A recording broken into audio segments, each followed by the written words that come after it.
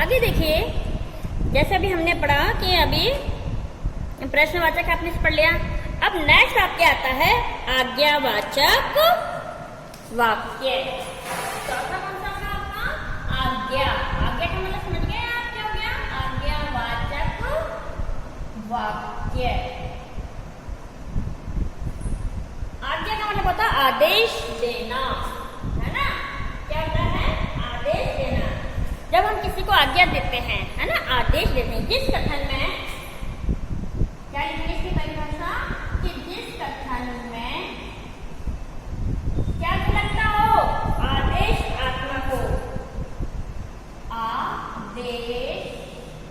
आदेशात्मकता हो। अर्थात क्या लिखेंगे हम? अर्थात जब किसी को आज्ञा देते हैं, जब किसी को आज्ञा देते हो, आज्ञा देते हो, उसे हम क्या कहेंगे? आज्ञावाचक वाक्य। जैसे सुनो इधर आओ, सुनो इधर आओ। आदेश हो गया नहीं हमारा?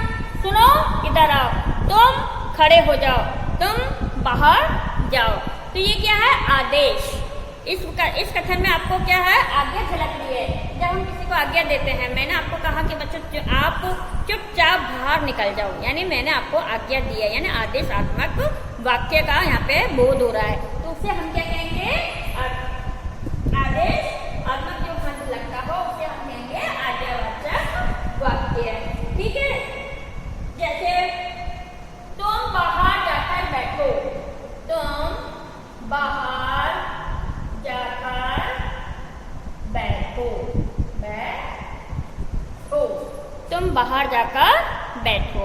तो ये क्या हो गया? आज्ञावाचक वाक्य। पहला कौन सा हुआ? पहला हो गया विधिवाचक, जिसमें स्वीकारात्मकता हो, झलकती हो। निषेधवाचक वाक्य, जिसमें नकारात्मक झलकती हो। तीसरा प्रश्नवाचक। चौथा आज्ञावाचक। अब हम नेक्स्ट पढ़ेंगे। 4 आपने पढ़ लिए हैं, अब नेक्स्ट हम पढ़ेंगे 5वां। देखो कुछ वाक्य ऐसे हैं जिनके नाम से ही आपको ज्ञात हो जाएगा कि इस वाक्य में किसकी प्रधानता है या किसका बोध हो रहा है। ठीक है? अब आगे है आपका 5वां इच्छावाचक। इच्छावाचक वाक्य। ठीक है? इच्छा वाक्य में हम पढ़ेंगे। अब इच्छा वाक्य में क्या पढ़ेंगे हम? देखिए, जब आप अपनी इच्छा को व्यक्त करेंगे, जिस कथन में इच्छा व्यक्त की गई हो, ठीक है, इसमें हम लिखेंगे इच्छावात्मक में जिस कथन में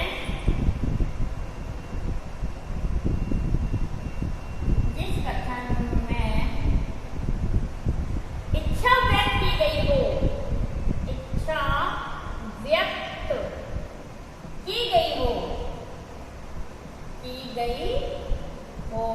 उसे हम इच्छावाचक वाक्य कहते हैं। जैसे अब इच्छा वाक्य में जैसे देखिए क्या होगा?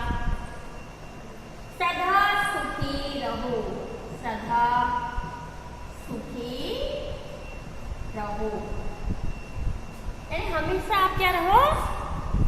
सुखी रहो। तुम्हारी यात्रा मंगलमय हो, तुम्हारी यात्रा मंगलमय हो। ठीक है ना? इसमें इच्छा व्यक्त की गई है, कामना की गई है कि जिस वाक्य में इच्छा व्यक्त की गई हो, कामना की गई हो, उसे हम इच्छावाचक वाक्य कहते हैं। ये सेंटेंस है। कहीं आप वो इच्छा मत लेना कि मेरे पास में बहुत बड़ी गाड़ी हो, मेरे पास में ये हो, वो नहीं इच्छा। इच्छा का मतलब होता है कामना। ठीक है ना? अब आगे देखिए 6वां संदेहवाचक। संदेहवाचक वाक्य मालूम पड़ गया ना आपको? संदेह यानी जिस कथन में क्या होता हो? संदेह प्रकट होता है। जिस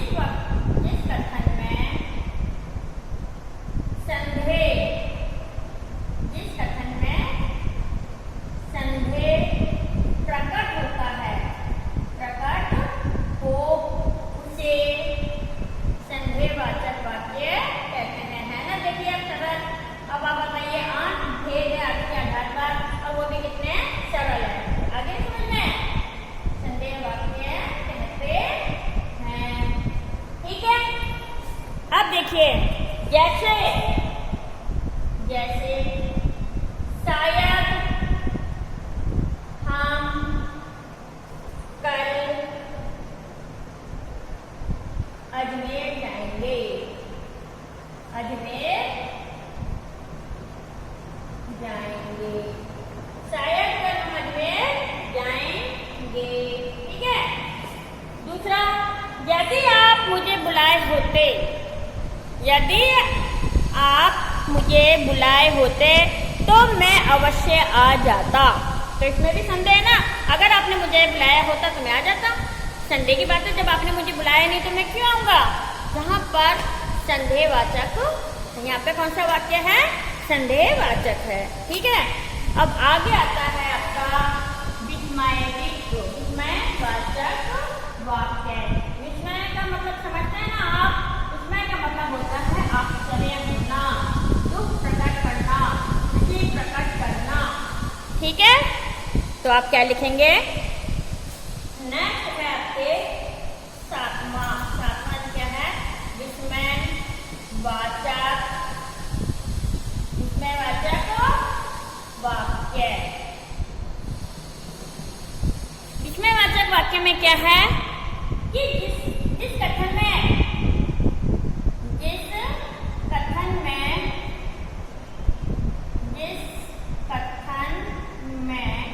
क्या हो जाए, आपको विस्मय, आश्चर्य, है ना, आश्चर्य की स्थिति आ जाए, की स्थिति आ जाए। जिस कथन में आपको विस्मय, आश्चर्य की स्थिति आ जाए उसे हम क्या कहेंगे, उसे विस्मयवाचक वाक्य कहेंगे। विस्मयवाचक वाक्य कहते हैं। ठीक है। विस्मय का मतलब होता है आश्चर्यचकित करना, है ना। जिस वाक्य में आपको विस्मय हो जाए, आश्चर्य हो जाए, दुख हो जाए, हर्ष हो जाए, तो उसे हम विस्मय कहेंगे। जैसे शाबाश, शाबाश। ठीक है। इसी तरह से तरक्की, तरक्की करते रहो। ठीक है। एक दूसरा हम लिखते हैं वाह वाह, वाह वाह क्या बात है ना, लिखते हैं ना, वाह वाह क्या बात है, वाह आज तो कमाल कर दिया, हम खुशी से कहते हैं, है ना। ठीक है। अरे ये क्या हो गया, यहाँ पे दुख प्रकट हो गया, है ना। और खुशी के लिए वाह वाह आज तो कमाल कर दिया। तो इस तरह से सेंटेंस जहाँ आते हैं वहाँ विस्मयवाचक वाक्य होता है। ठीक है। अब लास्ट देखिए, आपके 8 वाक्य होते हैं ना, आपके आधार पर इन सबका अर्थ निकल रहा है। ठीक है। और लास्ट आपका वाक्य क्या हो जाएगा, संकेतवाचक, संकेतवाचक वाक्य, संकेतवाचक वाक्य। तो आप क्या लिखेंगे, जहां, इसकी डेफिनेशन क्या होगी, जहां एक कथन पर, एक कथन पर दूसरा कथन निर्भर हो, दूसरा कथन निर्भर, आश्रित, निर्भर का मतलब क्या होता है, आश्रित हो, उसे संकेतवाचक कहते हैं। संकेतवाचक वाक्य कहते हैं। जैसे देखिए अब कैसे होगा संकेतवाचक, जैसे पिताजी के घर पहुंचते ही, घर पहुंचते ही मैं क्या कहूंगा, खेलने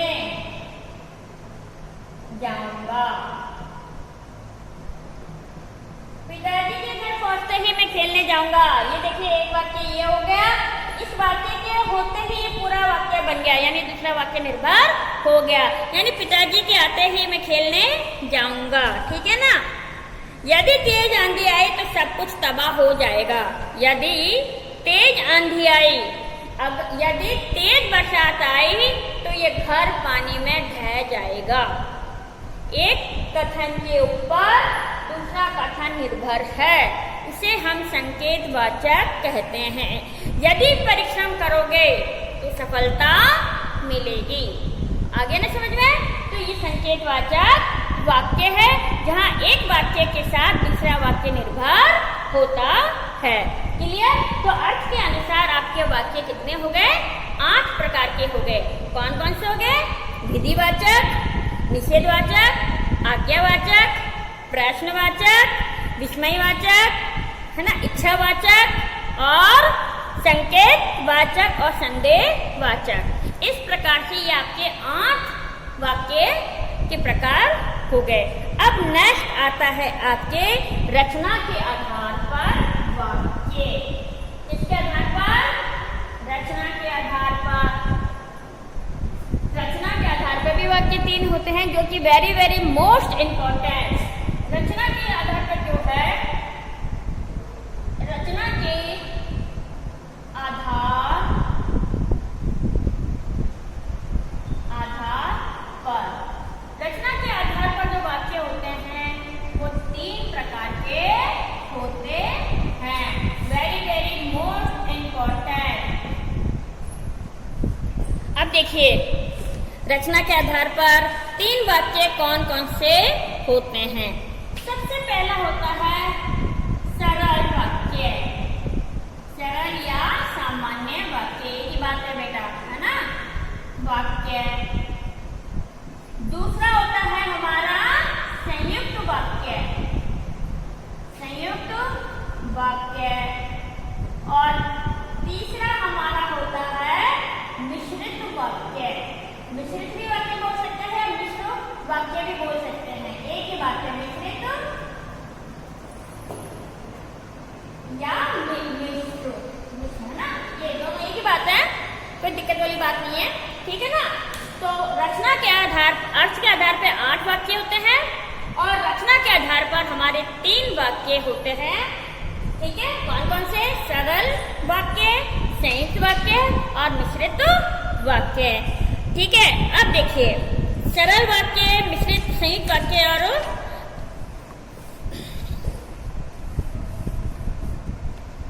अब देखिए, बहुत ही सरल है। मैं आपको इसमें बता देती हूँ। उसी के अंदर देखो, अब आपको क्या करना है। ये सरल वाक्य है। सरल वाक्य में देखिए क्या लिखेंगे हम। सरल वाक्य में क्या लिखेंगे कि जिस वाक्य में, इसकी परिभाषा होगी कि जिस वाक्य में, जिस वाक्य में एक उद्देश्य हो, एक उद्देश्य, उद्देश्य का मतलब सब्जेक्ट, है ना। जिस वाक्य में एक सब्जेक्ट हो या एक उद्देश्य हो और एक विधेय हो, एक विधेय हो, यानी वर्ब।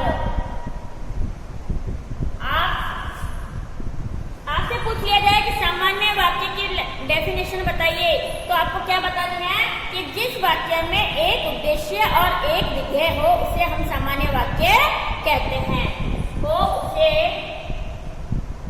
सामान्य वाक्य कहते हैं।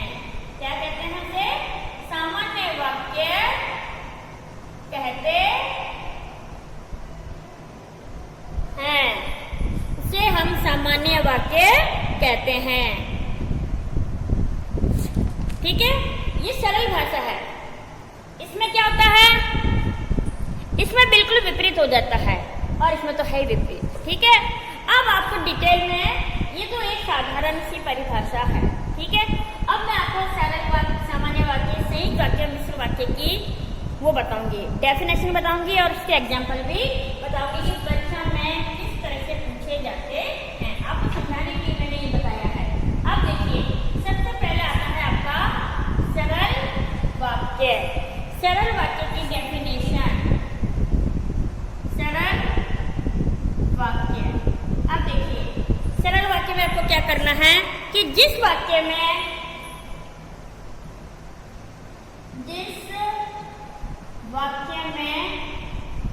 एक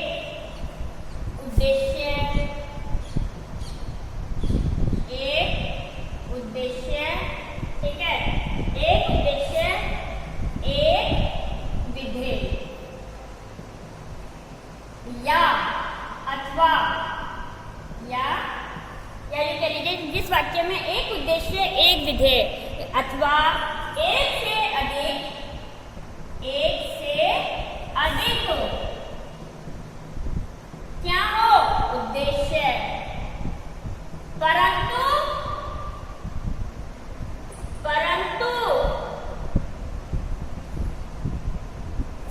एक से अधिक उद्देश्य और एक विधेय हो, विधेय एक ही होगा और एक विधेय हो, विधेय का मतलब वर्ब यानी क्रिया हो। सब्जेक्ट एक से अधिक हो जाए कोई दिक्कत नहीं, परंतु क्रिया एक ही होगी। सरल वाक्य के अंदर क्या होगा, सरल वाक्य में मोस्टली क्या होता है कि एक उद्देश्य होता है और एक ही विधेय होता है, यानी सब्जेक्ट एक होगा क्रिया भी एक होगी। लेकिन कभी कभी क्या होता है सब्जेक्ट एक से अधिक हो जाते हैं लेकिन क्रिया एक ही होती है, ठीक है, तो वहां सरल वाक्य होता है। उसे क्या कहते हैं, सरल वाक्य कहते हैं, उसे हम सरल वाक्य कहते हैं। जैसे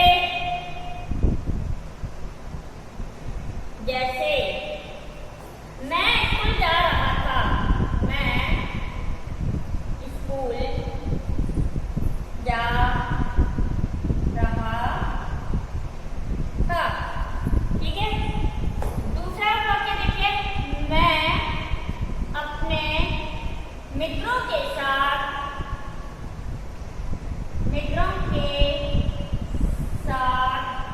घूमने जा रहा था।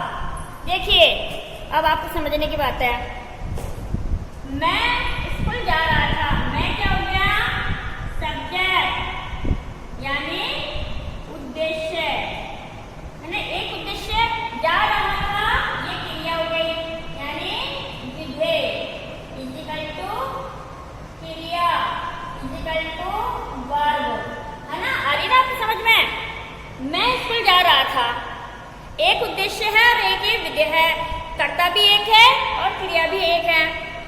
लेकिन आपकी डेफिनेशन क्या करिए, कभी कभी एक से अधिक उद्देश्य भी हो जाते हैं, कभी कभी एक से अधिक सब्जेक्ट भी हो जाते हैं, परंतु क्रिया एक ही होती है। मैं अपने मित्रों के साथ कहाँ जा रहा था, घूमने जा रहा था, मैं अपने मित्रों के साथ, ठीक है, तो मैं क्या है सब्जेक्ट हो गया, है ना। अब ये मित्र भी क्या हो गया, क्योंकि एक से अधिक हो गया तो ये भी सब्जेक्ट हो गया, एक से अधिक हो गया ना। मैं अपने मित्रों के साथ, एक मित्र है, दो मित्र है, तीन है, कितने, तो ये भी सब्जेक्ट हो गया, दोनों सब्जेक्ट हो गए। घूमने जा रहा था, ये वर्ब हो गई यानी विधेय हो गया। तो आपकी परिभाषा भी ये कह रही है कि जहाँ पर एक उद्देश्य हो और एक विधेय हो तो सरल वाक्य होगा, जहाँ पर एक से अधिक उद्देश्य हो परंतु एक ही विधेय हो यानी एक ही क्रिया हो, वहां सरल वाक्य होता है, ठीक है। अब देखिए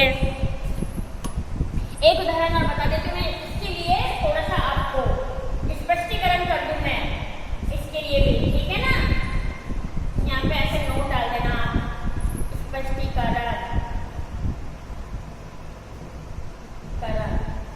स्पष्टीकरण में देखिए आप, इसको स्पष्टीकरण कर दूं मैं। पहले उदाहरण में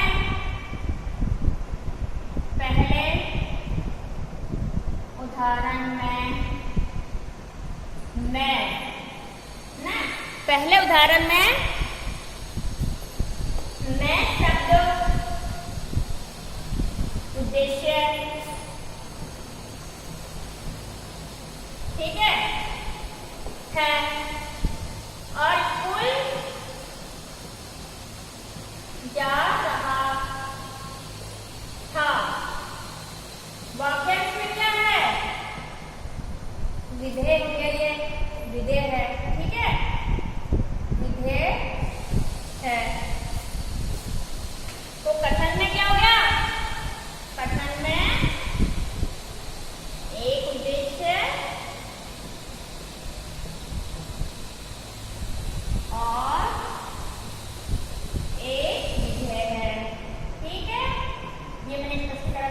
कर दिया है। और दूसरे उदाहरण में जो था 2 उद्देश्य और 1 विधेय था। क्लियर।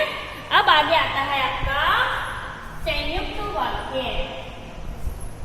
आपके दूसरे नंबर का आता है संयुक्त वाक्य। दूसरे नंबर पे आपके आता है संयुक्त वाक्य। अब देखिए कितना अंतर है थोड़ा सा। जिस कथन में, थोड़ा आप देखिए, जिस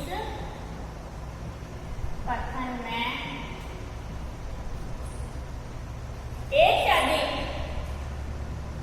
एक से अधिक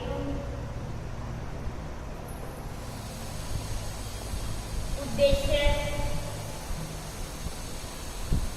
एक से अधिक उद्देश्य तथा एक से अधिक क्या हो जाए, विधेय हो जाए। एक से अधिक विधेय हो, देखो कितना अंतर आ गया। वहां संयुक्त वाक्य होता है, वहां संयुक्त वाक्य होता है। देखो कितनी अच्छी बात लिखी है। सरल वाक्य में तो आपको बताया था कि जिस वाक्य में एक उद्देश्य हो और एक विधेय हो, अथवा एक से अधिक उद्देश्य हो, है ना, और परंतु एक ही विधेय होगा। जबकि संयुक्त वाक्य में एक से अधिक क्या हो, उद्देश्य हो, वहां तक तो ठीक है, लेकिन इसमें क्या बताया, एक से अधिक विधेय भी होते हैं। संयुक्त वाक्य में एक से अधिक उद्देश्य होते हैं और एक से अधिक विधेय होते हैं, यानी एक से अधिक क्रिया होती है। जबकि सरल वाक्य में एक से अधिक तो उद्देश्य होते हैं परंतु विधेय एक ही होता है। बस इतना अंतर है संयुक्त वाक्य में और सरल वाक्य में। सरल वाक्य में एक से अधिक उद्देश्य और एक से अधिक विधेय होते हैं, और सरल में एक से अधिक उद्देश्य तो हो सकते हैं लेकिन विधेय एक ही होगा। ठीक है, देखिए जैसे, अब मैं थोड़ा आपको एडजस्ट करके बताती हूँ इसी का ही। अब आपको बताती हूँ एग्जाम्पल, और इसमें कुछ बातें भी बताऊंगी मैं आपको। देखिए जैसे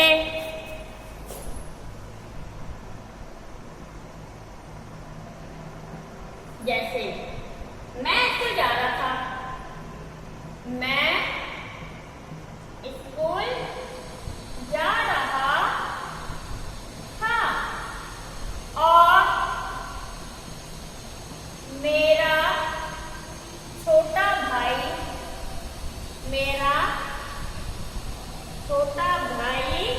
खेल रहा था।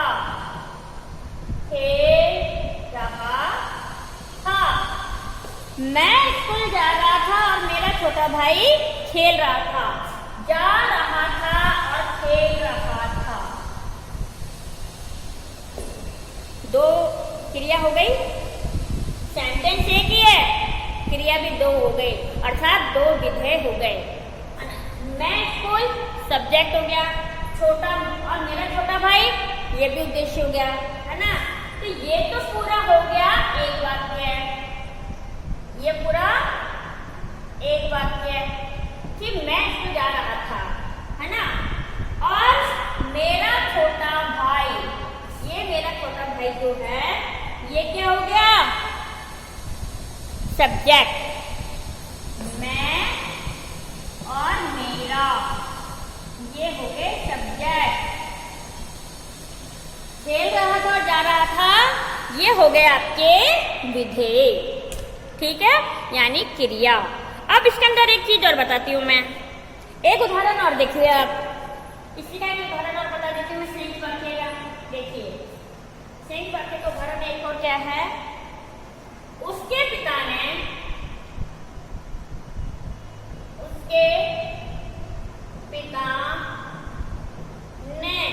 उसे बहुत रोका। उसके पिता ने उसे बहुत रोका था, किंतु वह राधा से मिलने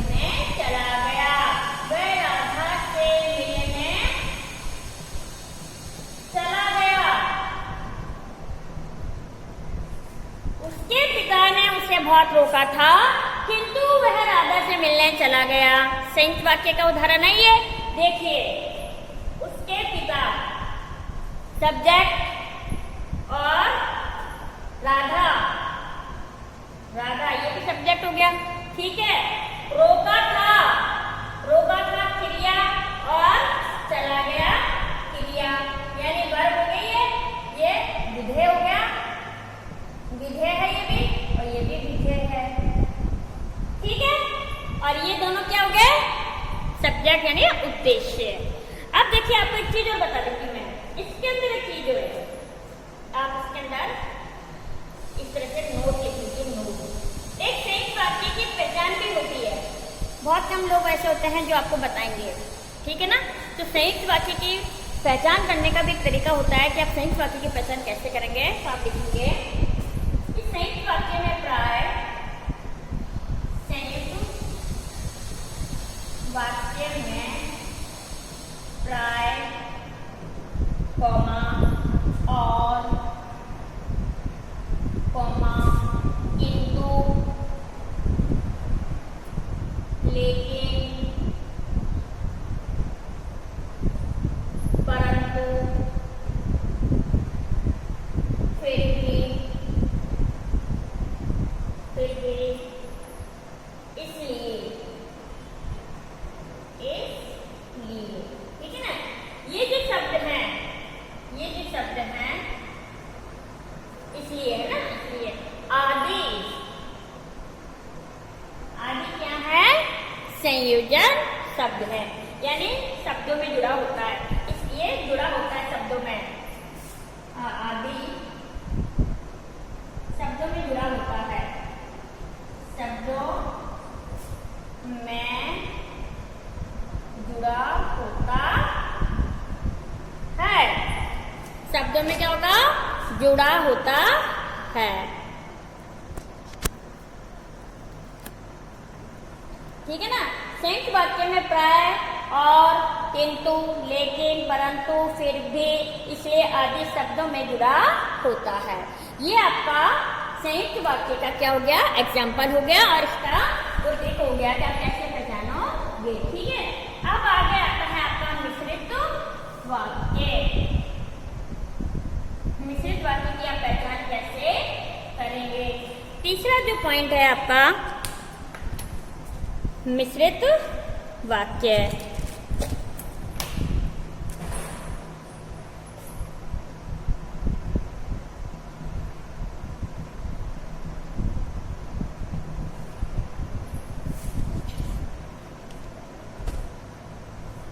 देखिए, यहां कथन में,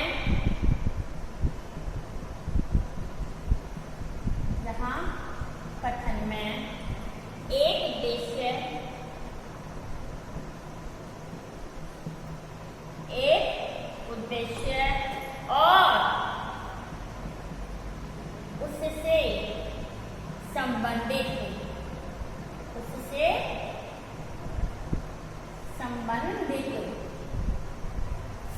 कई विधेय हो, वहाँ मिश्रित वाक्य होता है, मिश्रित वाक्य होता है, ठीक है ना। देखिए, वापस रिपीट कर लूं मैं। सरल वाक्य में एक उद्देश्य, एक विधेय, एक से अधिक उद्देश्य, फिर भी एक विधेय, ठीक है। संयुक्त वाक्य में एक से अधिक उद्देश्य तो एक से अधिक विधेय, लेकिन मिश्रित वाक्य में अंतर है कि क्या होगा, जिस कथन में एक उद्देश्य हो, लेकिन उसी से संबंधित कई विधेय हो, वहाँ क्या होगा, मिश्रित वाक्य होता है। मिश्रित वाक्य में प्राय, देखिए आप फिर लिख लीजिए यहाँ पे, मिश्रित वाक्य प्राय ऐसे वैसे जैसे जैसे जैसे जैसे शब्दों का प्रयोग होता है, शब्दों जैसे जैसे शब्द आदि का प्रयोग होता है, शब्द आदि का प्रयोग होता है। ठीक है, ये लिखित वाक्य में है। ठीक है, होता है। जैसे अब है एग्जाम्पल, जैसे बरसात, जैसे ही बरसात हुई, जैसे ही बरसात हुई, जैसे ही बरसात हुई मेंढक बोलने लगे, मेंढक टर्राने, टर्राने का मतलब होता है बोलना, बोलने लगे। जैसे ही बरसात हुई मेंढक टर्राने लगे। बरसात हुई तो मेंढक आते हैं, मेंढक आते ही क्या हो जाता है, मेंढक टर्राने लगते हैं। मैं आज विद्यालय नहीं जा सकता क्योंकि सुबह से बारिश हो रही है।